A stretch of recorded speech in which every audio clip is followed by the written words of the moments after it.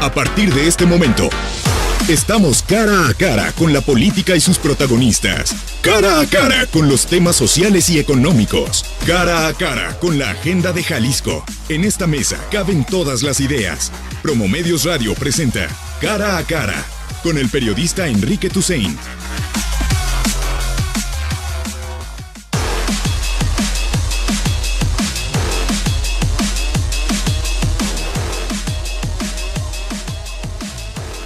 Muy buenos días, los saludamos, estamos en Cara a Cara.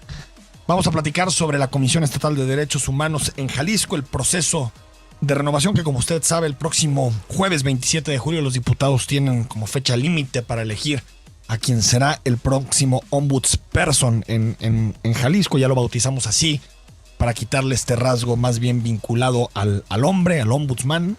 Y después de una polémica gestión del actual titular de Felipe de Jesús Álvarez Cibrial, tanto en términos presupuestales, una comisión que engordó mucho en los últimos 10 años.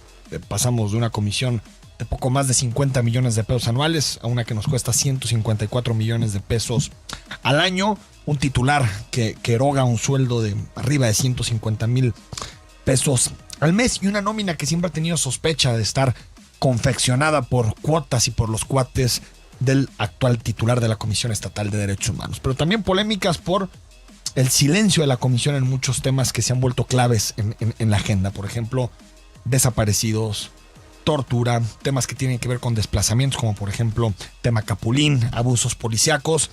Y bueno, hemos tratado de llevarle a ustedes algunas de las voces de aspirantes al cargo de titular de la Comisión Estatal de Derechos Humanos, y hoy seguimos en esa tarea con dos postulantes más a este puesto. Saludamos a Carlos Servín. ¿Cómo estás, Carlos? Muy bien, Enrique, muchas gracias por la invitación y gracias a todo el auditorio por atender. Y Eduardo Antonio Reyes Martín del Campo, que también nos acompaña. Eduardo, ¿cómo estás? Gracias, Enrique, muy bien, muchas gracias. Primero díganme por qué se postularon, ¿por qué les interesa esta patata tan caliente? Carlos. Bueno, en mi caso, al observar precisamente la gestión del actual ombudsman, buscamos inscribirnos en el proceso porque creo que puedo hacer un trabajo muy superior a lo que ha hecho, ¿no? Y entonces la motivación es precisamente pues la mala gestión que ha tenido este señor. Eduardo. Híjole, Enrique, pues yo tengo muchas motivaciones, no nada más una personal, que creo que es importante contribuir con darle voz a esas minorías o a esas personas que no la tienen, sino también porque deseo, soy padre de familia, tengo 2 hijos y quiero por lo menos acercarles a una ciudad mejor, a un estado mejor, porque yo aquí vivo y sí me interesa que en esta ciudad se respeten los derechos y tengamos un mejor país. O sea, pareciera poético y filosófico, pero es mi ánimo, es mi deseo. Ha habido una discusión, Carlos, Eduardo, sobre si la actual estructura de la Comisión Estatal, ahorita le entramos a los asuntos polémicos, también que tienen que ver con la agenda pública, pero si la actual estructura de la Comisión, su costo, su número de personal, la forma en que se han repartido cuotas, incluso la forma en que se estructuran los visitadores, si es la estructura adecuada para garantizar los derechos humanos y para garantizar una voz en defensa de los derechos humanos en Jalisco. ¿Tienen proyecto para ese tema, Carlos, Eduardo? ¿Cómo, desde su punto de vista, si ustedes caen electos, cómo tendría que operar la comisión? Carlos. Sí, de entrada es una estructura que obedece a un diseño jurídico de los años 90, ¿no? A una situación histórica de los años 90. Y creo que tiene que ser superada, ¿no? Más allá del tema del engrosamiento de la nómina, ¿no? Creo que la comisión puede trabajar de una forma distinta en esta división que actual tiene casi territorial, sí, de las visitadurías. Y yo creo, y fui el primero que lo propuso, en trabajar por temas, ¿no? En que los visitadores se especialicen en temas como se hace en otras comisiones. Seguridad, derechos económicos, todo eso. Sí, así es, así es. Es decir, que se especialicen por temas y dejar atrás el esquema de los visitadores. Habría que valorar si funciona el esquema de visitadores o implementar un sistema de relatorías, ¿no? Esa parte no la he analizado completamente, pero ya con más datos dentro de la comisión, pues haremos un trabajo de análisis muy profundo y haremos los cambios necesarios. Eduardo. Fíjate, Enrique, que considero yo que es muy necesaria a lo mejor la estructura que se tiene. Hay muchos temas que la comisión ha sido omisa en mencionar o en apoyar o coordinar. Creo que debe tomar liderazgo en el sector de la defensa de los derechos humanos. Tenemos un consejo para prevenir y eliminar la discriminación, donde la comisión solo convoca para la integración de los miembros, pero no interviene en más nada, ni se pronuncia, ni emite comunicados, ni se involucra en ese tipo de gestiones o de discriminaciones o de señalamientos, ¿no? También existe la Comisión Ejecutiva de Atención a Víctimas, que pues yo tampoco no veo que se comente mucho, o sea, haga una protección de estas víctimas o haga gestión con ahora con el nuevo fiscal de derechos humanos, el Centro de Justicia para Mujeres, la Corte, y bueno, y hay otros temas. Hay una comisión estatal para el desarrollo y protección de niñas y niños que pues también no participa con una voz que se haga escuchar, ¿no? Creo que ha sido omiso en ese sentido y yo creo que su estructura que tiene se justificaría cuando abarque todos los temas y cuando sí participe y dé voz a todas estas fracciones. Eduardo, tú, digamos, ¿mandarías una propuesta o crees una propuesta menos costosa de comisión? O sea, ¿te parece que 154 millones de pesos es demasiado dinero? Sí, totalmente, digo. Las otras dependencias donde yo trabajé y donde estuve involucrado con la gestión de recursos públicos, siempre me tocaba la austeridad y ¿dónde estabas? Estuve como procurador jurídico en el Instituto Jalisciense de Asistencia Social. En el IJAS. En el IJAS. Me tocó a mí vivir la experiencia con los escándalos en albergues y esos años que fueron muy difíciles con la controversia con el Consejo Estatal de Familia. Sí. Y también vi que y padecí también a la comisión en el buen sentido, ¿no? Porque emitían quejas al propio IJAS y inclusive a mi persona cuando no entienden ni comprenden la legislación de los servidores públicos y no saben que el servidor público nada más puede actuar con lo que la ley le está estableciendo. Y emiten la queja y aceptan la queja y abren un procedimiento o se atreven a emitir recomendaciones cuando no entienden que el actuar del servidor público está delimitado a su disposición legal. Yo me comprometo, estoy convencido que voy a trabajar con los servidores públicos para que de una manera preventiva se vea qué es lo que hay que hacer, qué hay que trabajar. Pero sí reducción. Sí, totalmente. Sí, menos. ¿Y sueldo también? ¿Te parece que 150 mil pesos brutos mensuales es mucho sueldo? Desconocía cuánto ganaba. 75 mil quincenales de la revisión de la última quincena de mayo. Desconocía que... Yo, porque es que siempre que venía a entrevista a Felipe de Jesús me rebatía el tema del sueldo y me daban las cantidades. Entonces dije, pues voy a transparencia a ver exactamente cuánto gana. Sí. 75 mil pesos quincenales gana Felipe de Jesús. Sí, 150 mil brutos menos deducciones, ¿no? Lo desconocía. Carlos. Sí, yo de hecho fui el primer candidato que propuso que se va a reducir el sueldo. Yo hice un cálculo y creo que por lo menos en un 30% es excesivo. También hay que reconocer que es un cargo de suma importancia y tiene que ser remunerado de una forma acorde, pero creo que 150 mil pesos al mes es demasiado, ¿no? Sobre todo atendiendo a las condiciones de la población, ¿no? Y entonces hay que predicar el ejemplo cuando uno es funcionario público, yo creo. Decía hace algunas semanas que entrevisté a Emilio Álvarez y Casa en este espacio en Cara a Cara, me decía que creía que la comisión, el papel de ombudsman era una magistratura moral. Así la catalogó. Me gustó la forma en que identifica el puesto.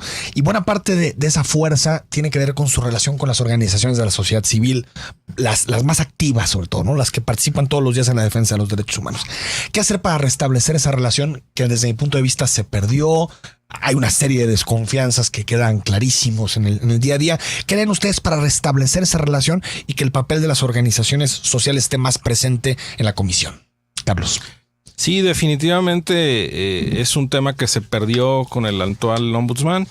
Mi visión sería que la Comisión Estatal de Derechos Humanos tiene que ser la casa de las organizaciones civiles. se les tiene que facilitar el trabajo, se les tiene que acompañar el trabajo para que ellas puedan, ¿no?, generar mejores insumos para la sociedad en general. Pero más allá de voluntad, ¿cómo las incluirías? Definitivamente hay que revisar cómo está el tema del Consejo Ciudadano, ¿no?, donde ellas tienen que participar y donde no pueden pasar las cosas que pasaron en los años del actual ombudsman, que fueron dejando la comisión.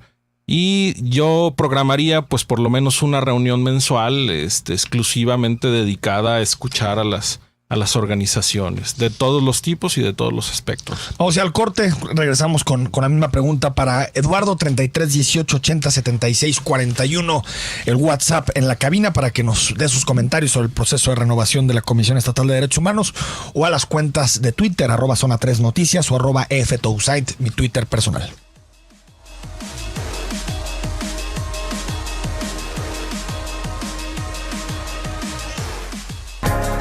Queremos escucharte. Comunícate al 31 22 42 00 y al 31 22 42 66. Zona 3, 6 años al aire en el 91.5 FM.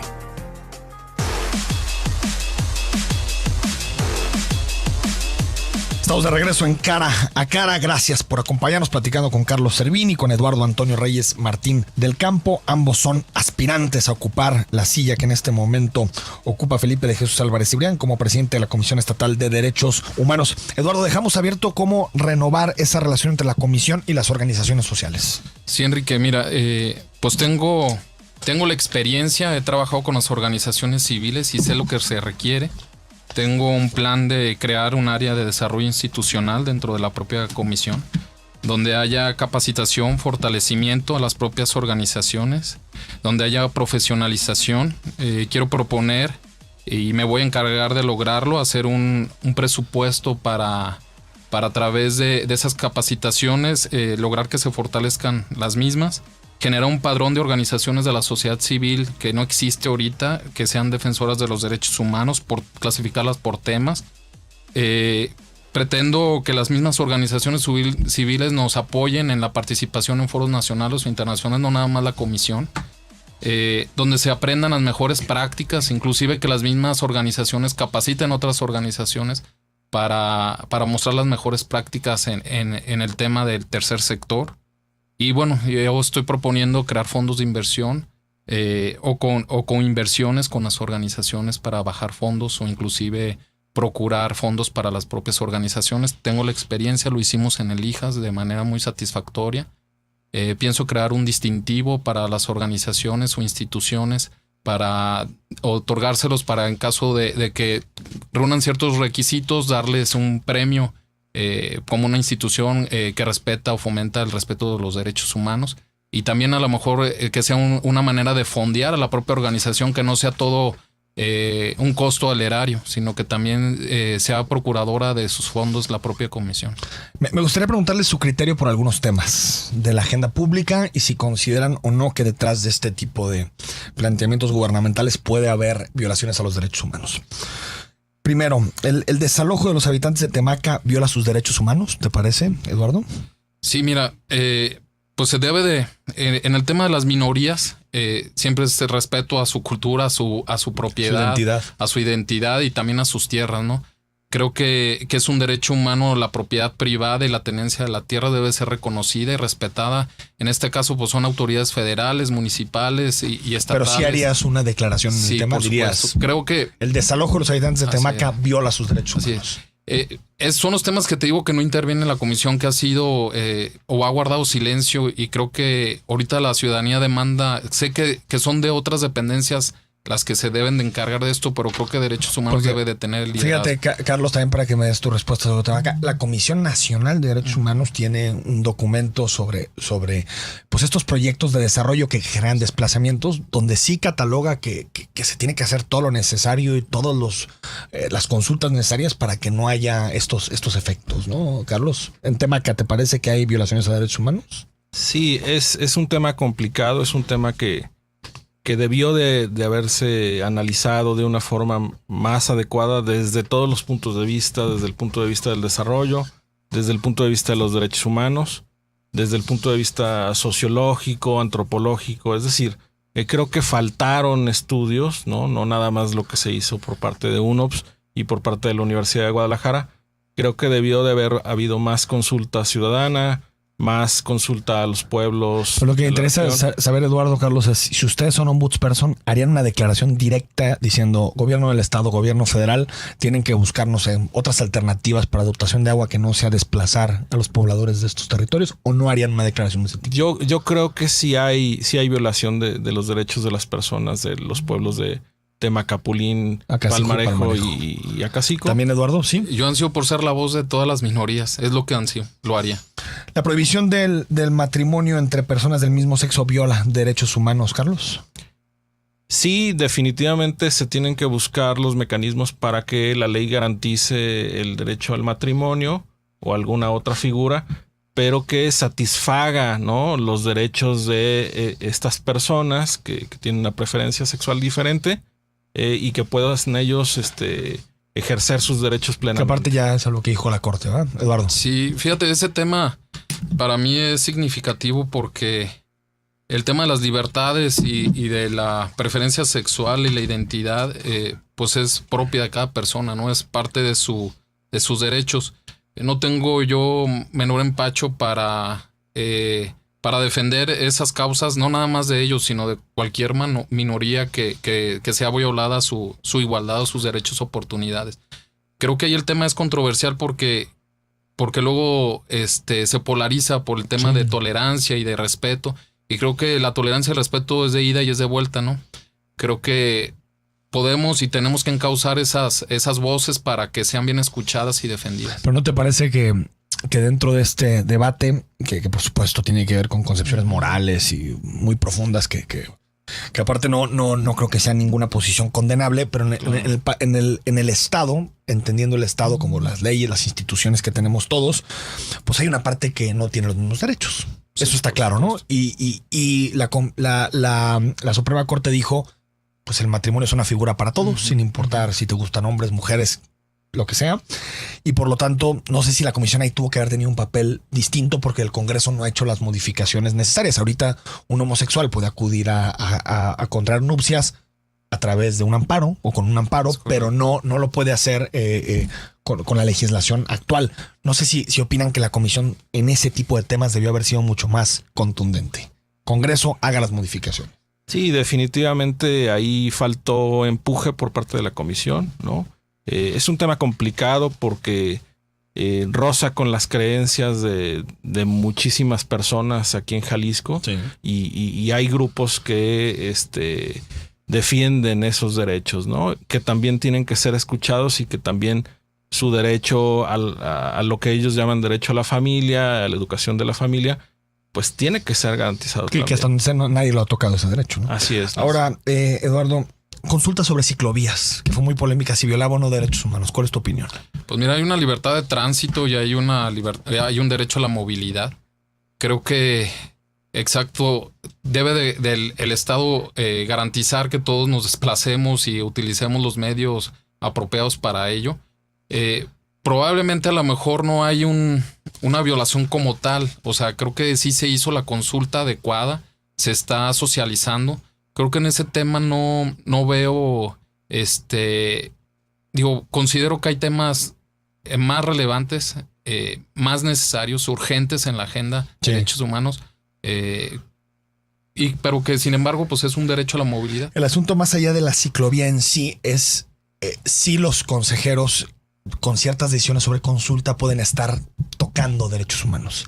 Me decía el consejero presidente Guillermo Alcaraz y algunos consejeros, es que nosotros el derecho a la movilidad, si bien lo entendemos y sabemos que existe, no lo hemos visto tipificado nunca ni en una resolución de la Corte, ni tampoco en la Constitución. Y el de la participación ciudadana, sí lo vemos, está claro, lo pusieron los diputados. No sé qué opinas, Carlos, si este tipo de consultas puede llegar a violar derechos humanos. Mira, ahí, por ejemplo, deja en manifiesto que muchos de nuestros servidores públicos tienen una ignorancia en temas de derechos humanos, porque si bien es cierto, hay derechos que no están tipificados como tal en los tratados internacionales, sí existen otras declaraciones que los amparan.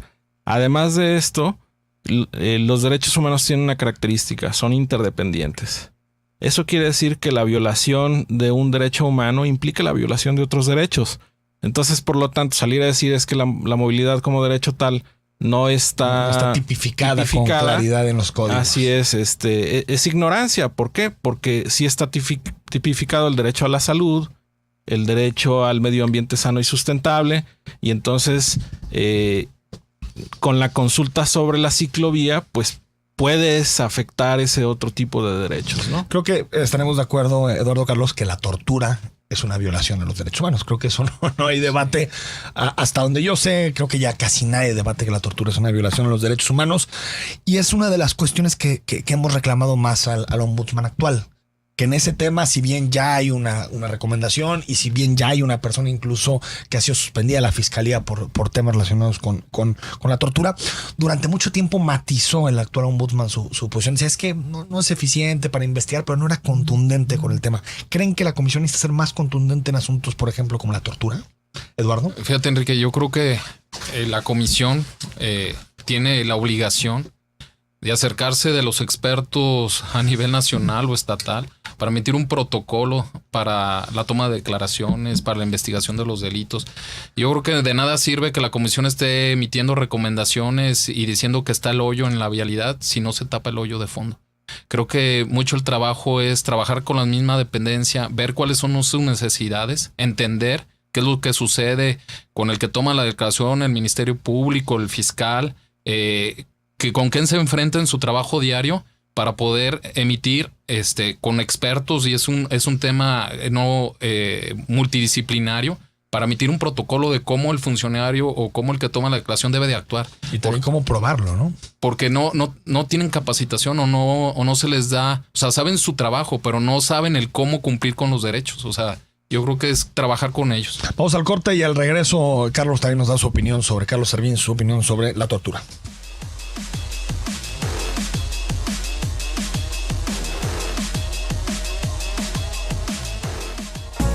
Zona 3 celebra 6. Gracias por ser parte de nuestra historia. Zona 3, 6 años al aire en el 91.5 FM.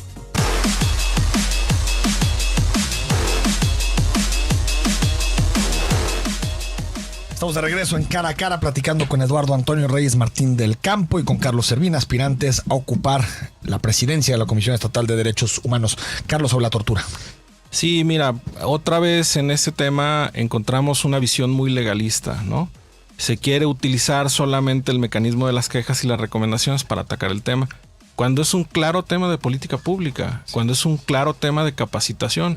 Te doy un ejemplo, en el 2014, ya en plena reforma judicial, el 70% de las capacitaciones que se hacen por parte de la comisión son a la sociedad civil y a los universitarios. Y entonces, ¿dónde quedan los servidores públicos, ¿no? ¿Dónde se les entrena y se les sensibiliza en temas de derechos humanos? Entonces, el problema de la tortura tiene que ver con que no se ha capacitado propiamente a los servidores públicos y que no se han diseñado estrategias en conjunto con la fiscalía para atacar el problema. ¿De acuerdo con eso? Totalmente, sí, es comprometerse y la comisión a llegar a los medios, al funcionario, para que cumpla el respeto de los derechos humanos. Creo que es eso. En este espacio discutimos mucho, Carlos, Eduardo, sobre derechos humanos en general. Es un tema al cual acudimos con frecuencia, pero hay que decir que me parece que socialmente hay una visión que se ha ido deteriorando de los derechos humanos, porque creo que ha habido un uso muy político del concepto en general. A mí me impresiona cómo para el mismo tema hay unos que apelan a un derecho y hay otros que apelan a otro derecho humano, ¿no? Por ejemplo, cuando hablamos del matrimonio entre personas del mismo sexo, unos dicen, es que el derecho a mi familia. Y otros dicen, no, es que el derecho que tengo a elegir con quién vivir o con quién pasar el resto de mi vida. Y dentro de esta politización del concepto ha estado mucho la idea de que los derechos humanos sirven para proteger a los criminales. Y lo recibo mucho en mensajes de texto, en WhatsApp. No sé qué le dirían ustedes a toda esa gente que cree que los derechos humanos sirven más para complicar procesos judiciales y jurídicos que para defender, pues, lo que nos toca y nuestro bienestar de todos los ciudadanos. No sé quién quiera empezar, Carlos. A mí yo recordaría las palabras del poeta Javier Sicilia, ¿no? Cuando le ocurre el tema con su hijo, y entonces él rescata un pequeño poema, ¿no? De la tradición, diciendo, ¿no? Prácticamente algún día te va a tocar a ti, ¿no? Cuando vinieron por ellos yo no dije nada, etcétera, etcétera, ¿no? Entonces el problema con el debido proceso es el mismo. Si los empresarios, si la sociedad civil, si todos los espectros políticos de izquierda y de derecha no atienden el problema del debido proceso, entonces en algún momento nos vamos a ver alcanzados por él.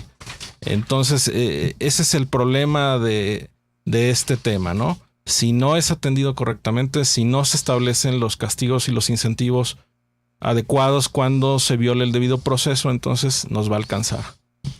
Eduardo. Yo opino igual que la ciudadanía. Creo que sí, desgraciadamente las recomendaciones o las quejas que se reciben, más allá de ver pues la víctima, pues se ven otras circunstancias que no son protegerlos, ¿no? Proteger a la víctima, proteger al ofendido. Yo opino de la misma manera que la ciudadanía. Creo que sí se ha desviado y ha protegido más al delincuente o a la persona que está sujeta a una investigación.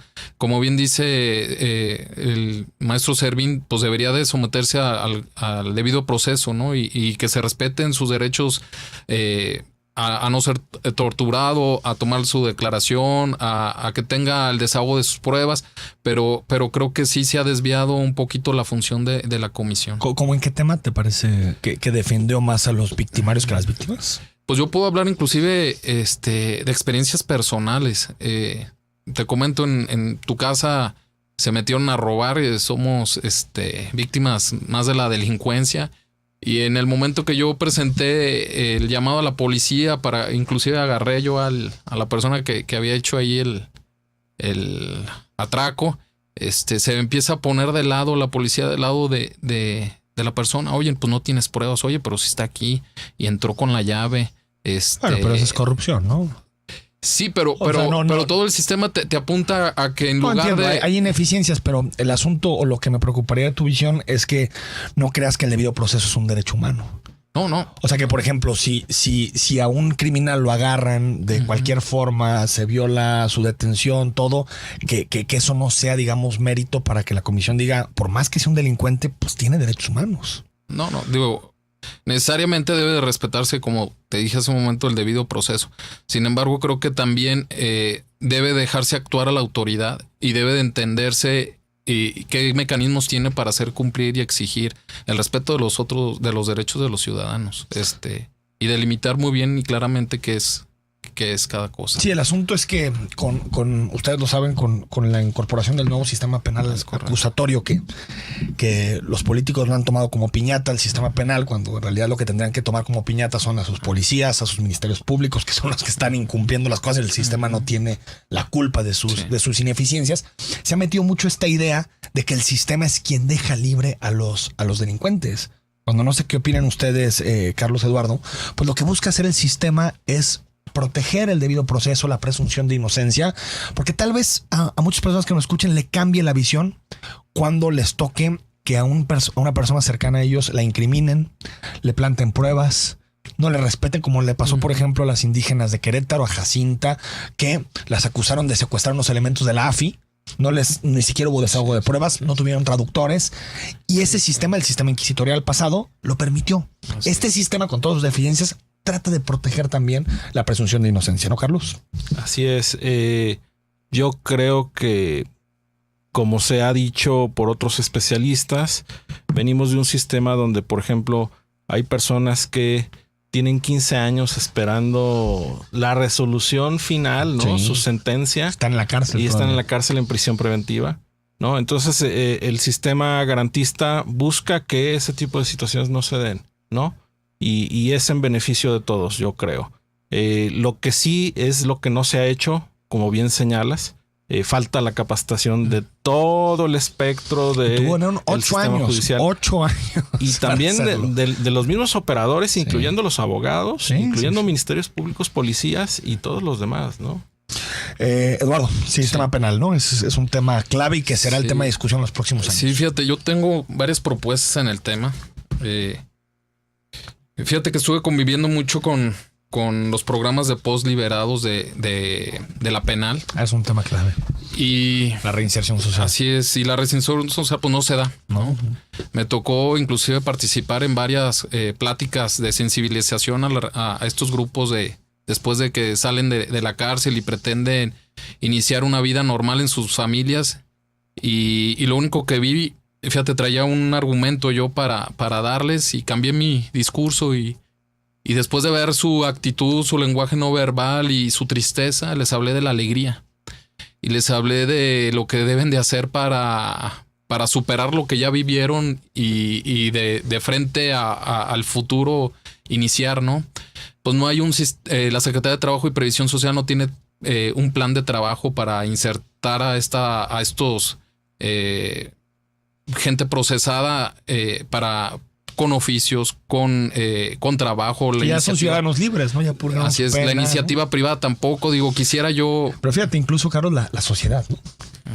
Yo hace tiempo hice una pregunta en estos micrófonos cuando estaba platicando con el director más bien el fiscal de reinserción social. Les preguntaba, ¿quién de ustedes le daría trabajo a alguien que acaba de salir de la cárcel? Y pues sí, cerrón de puerta, ¿no? También ahí socialmente se rechaza a quien acaba de salir de prisión, ¿no? Sí, hay una doble o triple estigmatización de las personas que están en prisión, porque además la mayoría de las personas que están en prisión son pobres.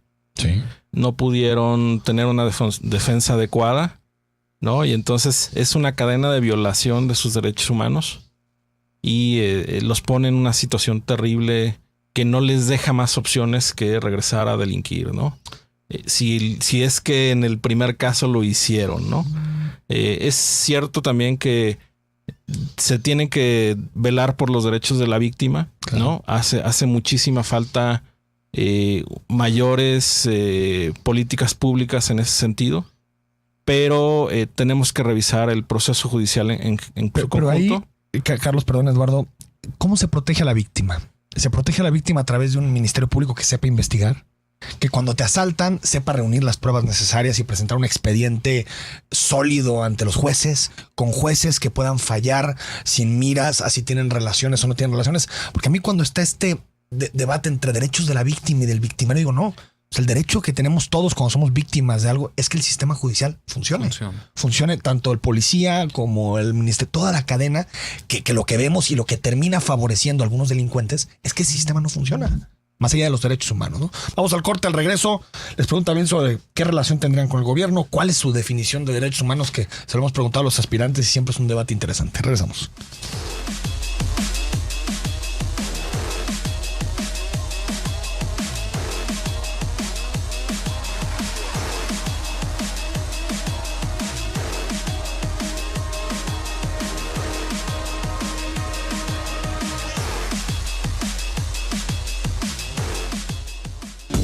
Comunicación interactiva. Envía tus comentarios al WhatsApp 3318 80 76 41. Zona 3, 6 años al aire en el 91.5 FM.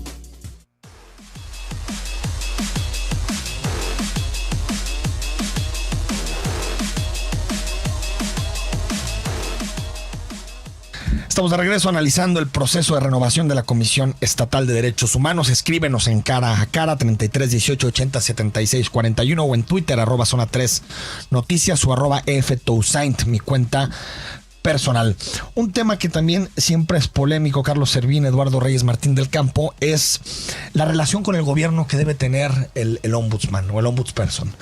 Unos dicen que si colaboras con el gobierno, pues puedes hacer que tus recomendaciones y que tus posicionamientos tengan efectividad. Otros dicen que si estás demasiado cerca del gobierno, pues te puedes volver dócil ante lo que sucede en la realidad. ¿Qué opinan? ¿Cuál relación tiene que existir o qué relación debe existir entre la comisión y los distintos gobiernos, Eduardo?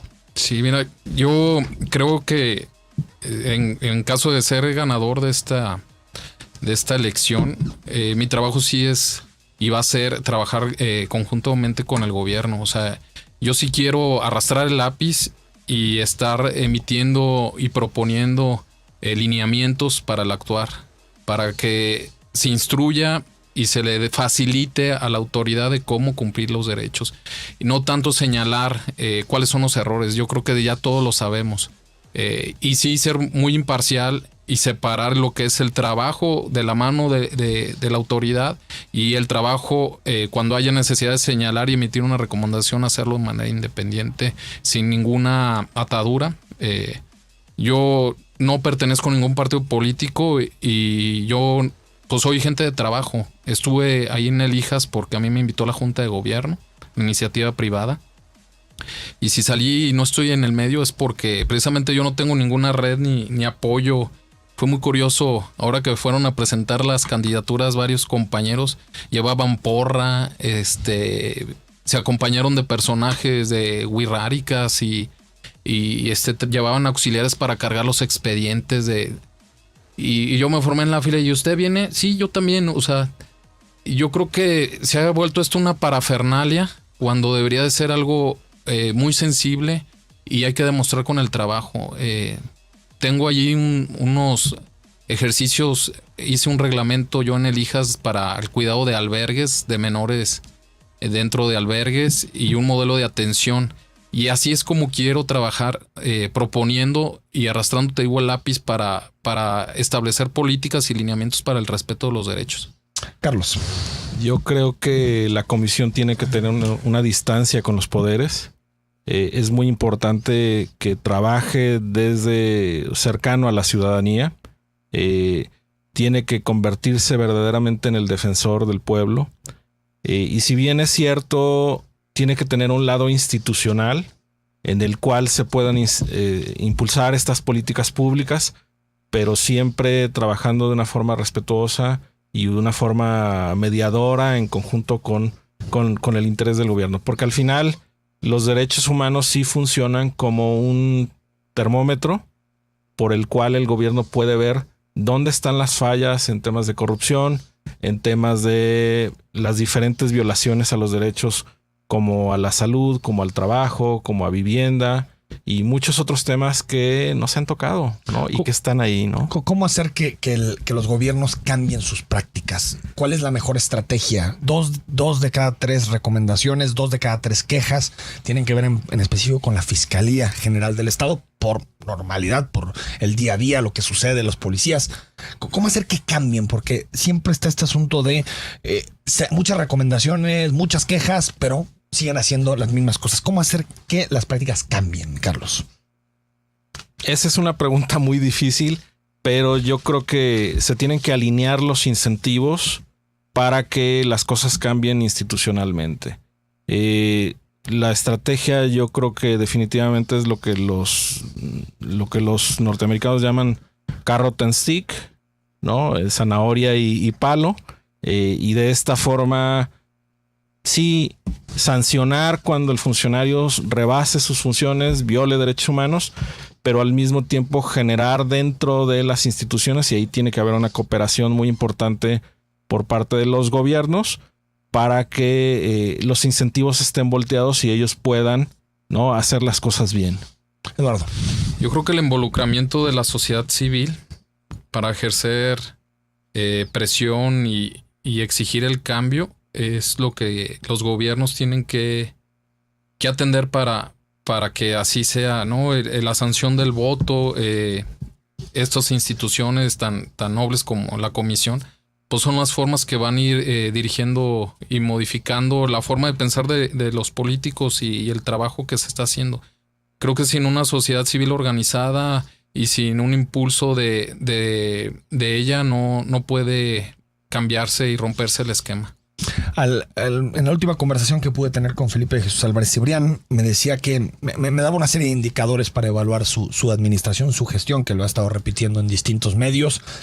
Y yo le decía que desde mi punto de vista el ombudsman tiene que ser calificado con cómo estaban los derechos humanos cuando llegó y cómo están los derechos humanos cuando se va. Parece muy lógico que lo diga de esa forma, pero parece que de pronto eso es el último criterio que importa. ¿Les parece que así tendría que ser evaluada su gestión? Es decir, si llegan en 2017 y se van, ¿qué duraría? 8 años, ¿no? 7 años. 5 años, perdón. Con una posibilidad de reelección, ¿no? En 2022, que hagamos un corte y digamos, ¿hay más o menos violaciones a los derechos humanos? ¿Les parece que así se tendría que evaluar su labor, Carlos? Sí, definitivamente. Y además ahí te puedo hacer un comentario. Los informes anuales que hace la comisión son informes de gestión. De gestión. Sí, y no informes de la situación de los derechos humanos, ¿no? Esa parte se la han dejado a la sociedad civil y yo creo que ellos también deberían de hacer un informe que tenga que ver con la situación de los derechos humanos. Eduardo. Sí, definitivamente tendrá que caminarse en ese sentido, ¿no?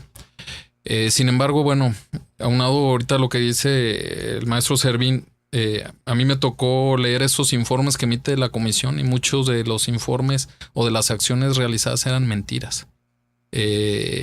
Decían, no sé, por decirte que iban y visitaban tantos albergues, tantas instituciones y yo que estaba dentro de las instituciones. Es que no los viste, fueron a las 3 de la mañana. Jamás los visitaron, ¿no? Y al contrario, hacían señalamientos en contra de estas organizaciones civiles que nadie las apoya y las ponen ahí en el reflector cuando están cuidando lo que el Estado debe de hacer.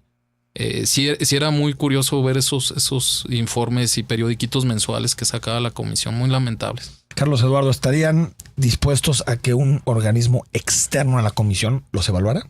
Que evaluara la situación de los derechos humanos. Hay un informe ahorita que se politizó, que es el de CEPAD, pero que en general muchas organizaciones pudieran coaligarse y hacer un estudio anual sobre derechos humanos y que ustedes dijeran, yo me voy a evaluar conforme a los indicadores que ellos pongan. ¿Ustedes estarían de acuerdo? Definitivamente, inclusive les daría recursos e inclusive no solamente en términos de derechos humanos, sino también de la gestión.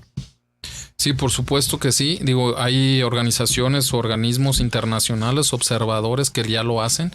Y sí lo sumaría, fíjate que ese sería muy, muy importante. No, porque así quitamos la idea de que eres juez y parte, ¿no? Claro. En el asunto. Carlos Servín, Ugarte, gracias por haber estado con nosotros en Cara a Cara. Y bueno, pues suerte. Empiezan las discusiones en el Congreso, ¿no? Van a ser comparecencias. 19 y ¿no? 20. Y 21. Exacto. Sí. Eduardo Antonio Reyes Martín del Campo, gracias por haber estado aquí.